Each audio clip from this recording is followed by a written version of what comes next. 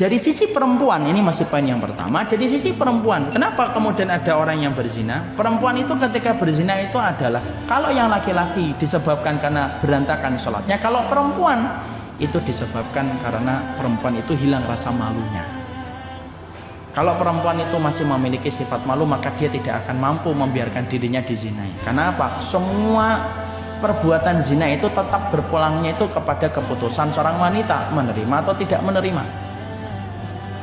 Kapan seorang wanita kemudian akhirnya dia berzina? Kalau sifat malunya itu hilang. Makanya kenapa perempuan yang solehah itu salah satunya disebutkan oleh Allah itu sifatnya pemalu. Sebagaimana putrinya Syuaib ketika mendapati Nabi Musa, dia jalannya itu malu-malu. Kenapa Allah sebutkan wanita itu pemalu kalau dia solehah? Karena malunya seorang wanita itu merupakan ciri khasnya seorang wanita solehah. Jadi para ikhwan nih, nanti kalau cari istri wanita yang pemalu. Nanti nanya, kenapa yang lain minta kenapa yang lain minta tanda tangan sama saya, kamu tidak minta tanda tangan sama saya? Saya malu. Ah itu solehah. Itu solehah. Karena kemudian disebut wanita solehah itu pemalu. Karena apa? Kalau sifat malunya sudah hilang, nah itulah, disitulah akhirnya wanita yang akan menentukan proses perzinahan terus berlanjut.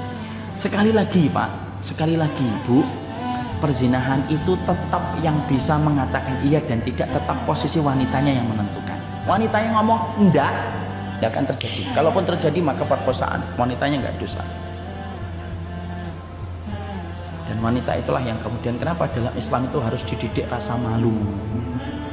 Beda dengan pendidikan orang kafir.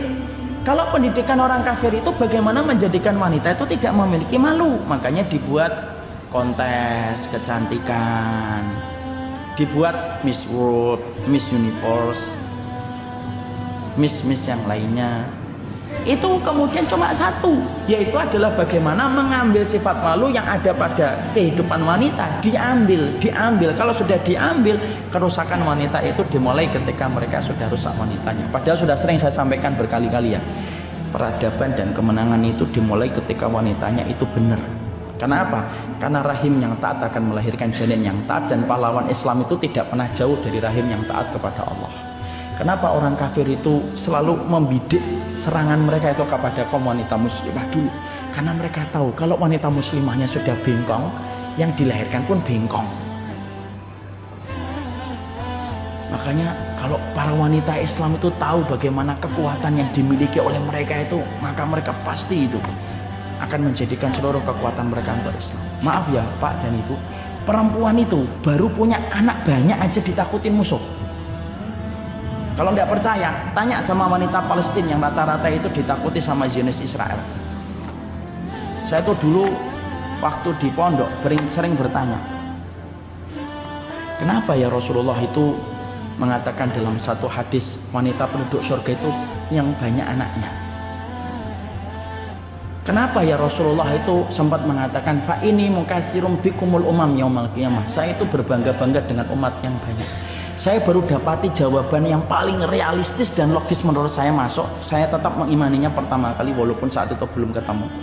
Tapi akhirnya ketemu jawabannya ketika membaca tentang masalah Palestina dan negara Zionis Israel. Apa itu kaitannya Ustaz? Zionis Israel itu frustasi menghadapi Palestina itu bukan hanya karena frustasi menghadapi Hamas, tapi Zionis Israel itu frustasi menghadapi bangsa Israel itu salah satunya karena dia frustasi menghadapi demografi masyarakat Palestina yang sangat tinggi. Kelahiran anak di Palestina itu tinggi, hampir sama dengan Cina, hampir sama dengan India. Cuma tidak diberitakan aja karena Palestina negara yang tidak diakui. Rahimnya wanita Palestina itu subur dan membuat frustasi itu masyarakat Israel itu. Mereka bunuh 3 satu rumah, lahir 6. Buang sono 7 mati, lahir 12. Sampai kan kita pernah mendapati kan ada seorang wanita Palestina punya bayi kembar 3. Bingung kita, bayi kembar 3 dalam satu perut. Makanya disitulah saya baru paham, oh pantas Nabi itu bangga dengan umatnya yang banyak. Kenapa? umat yang banyak yang dilahirkan wanita-wanita yang memiliki putra-putra yang banyak itu semuanya nanti bermanfaat untuk memikul beban agama ini supaya lebih ringan ketika dipikul sama orang yang beriman itu banyak. Masya Allah, perempuan baru ngelahirin doang ditakutin, padahal cuma ngelahirin. Punya banyak anak itu ditakutin, makanya kemudian dijadikan kita itu nggak boleh juga anaknya satu aja, dua aja kan gitu. Sampai dijadikan orang itu hari ini itu kalau ada wanita punya banyak anak itu malu. Kan berhasil itu programnya itu. Makanya perempuan sekarang kalau punya banyak anak kan rata-rata malu. Anaknya berapa mbak? 12. Berapa mbak? 12. Lu malu dia. Padahal salah satu sifat wanita surga itu apa? Salah satu sifat wanita surga itu punya banyak anak. Kecuali yang ditakdirkan tidak punya. Saya tidak punya Ustaz. Itu berarti Allah memberikan pintu keridhaan takdir. Pintu surga itu banyak, bukan hanya satu. Kalau ditutup satu pintu berarti Allah membukakan pintu yang lainnya. Itulah wanita.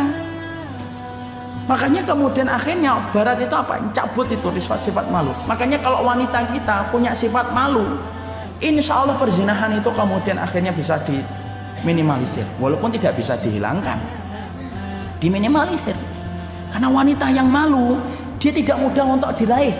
Wanita yang malu itu sebagaimana ketika kita mendapati matahari. Kan sering ngomong kan, jadilah wanita itu kayak matahari, jangan menjadi wanita kayak rembulan.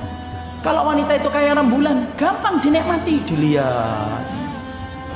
Coba kalau wanita sebagaimana matahari. Matahari kan susah dilihat. Setiap kita ngelihat, kenceng banget sinarnya. Lu wanita itu harusnya kayak matahari. Berarti saya harus punya neon banyak. Enggak gitu. Artinya susah dilihat gitu loh. Makanya kemudian sifat malu itulah yang kemudian harus dimiliki wanita. Ukti, kenapa kok nggak jawab WA-nya saya? Saya malu. Nanti ikhwannya jawab lagi. Loh kalau malu kenapa dijawab? Itu jadi nggak boleh malu. Malu dia. Dan justru itu yang makanya kemudian penyebab yang pertama, laki-lakinya kemudian dia itu berantakan sholatnya, perempuan hilang sifat malunya. Itulah perzinahan terjadi. Sekali lagi saya mengatakan, perzinahan itu tetap yang memegang kendali perempuannya. Kalau perempuannya mengatakan tidak, selesai.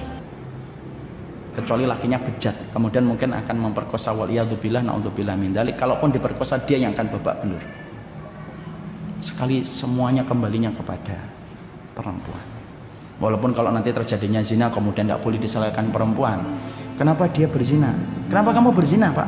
Karena dia mau pak.